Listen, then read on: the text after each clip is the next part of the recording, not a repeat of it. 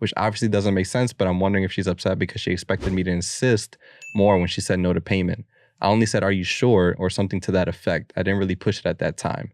Anyway, we went back and forth for a few days, both before and after the surgery, and she finally ended up sending me the money, then blocked my number. I called our mom to talk about it. She said that my sister felt like I was making her feel worse and more guilty about a mistake she already feels bad about. I asked if she could tell my sister for me that I don't want her to feel bad and I understand mistakes happen. I just don't think it's fair for me to foot the bill for it. That just made everyone angrier. I don't know what to do. Am I the asshole? Should I send her the money back / apologize? Was it wrong to leave my dog with her to begin with? Thoughts?